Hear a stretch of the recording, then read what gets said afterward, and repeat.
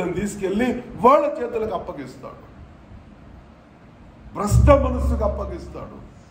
వాడి హృదయంలో దేవుడు లేనందువలన దేవుడే వాళ్ళని భ్రష్ట మనసుకి అప్పగిస్తాడంట. ఎంత దారుణమో చూడండి. చెరలోకి వెళ్ళిపోవడం అంటే ఊరికనే పోలే చెరలోకి. అక్కడ కొద్దిగా అజ్ఞానం ఉంది, అవిధేయత ఉంది, అవిశ్వాసం ఉంది, అక్కడ బలహీనతలు ఉన్నాయి, జరగనటువంటి కొన్ని పొరపాట్లు జరిగిపోయినాయి. మరి సరిదిద్దుకోవాలంటే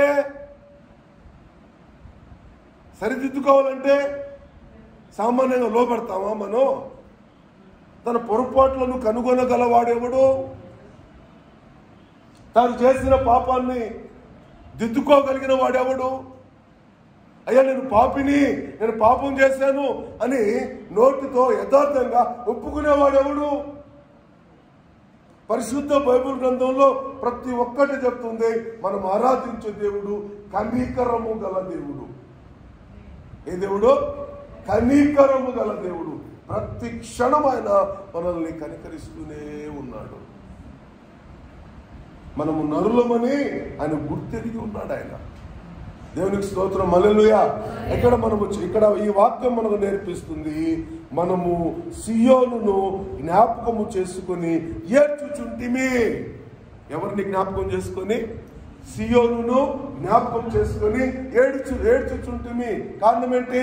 ఆ సియోను దేవుని యొక్క అండదండల్లో ఉన్నప్పుడు, ఆ సియోను దేవుడే వాళ్ళకి ఆధారంగా ఉన్నప్పుడు, ఆ సియోను దేవుడే వాళ్ళకి కాపరిగా ఉన్నప్పుడు, అసమానుడైన వాడు అవమానపరచడు నిన్ను, ఓటమిరుగని మన దేవుడు ఓడిపోనివ్వడు నిన్ను. అసమానుడైన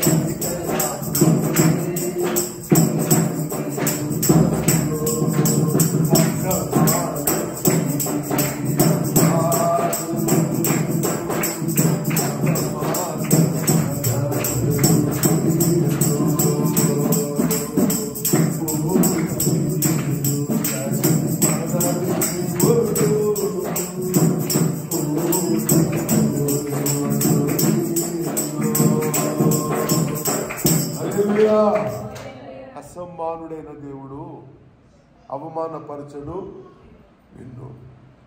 ఓటమి ఎరుగని మన దేవుడు ఓడిపోనివ్వడు నిన్ను. ప్రతి క్షణం మనల్ని కాపాడడానికి మన దేవుడు కునుకడు, నిద్రపోడు.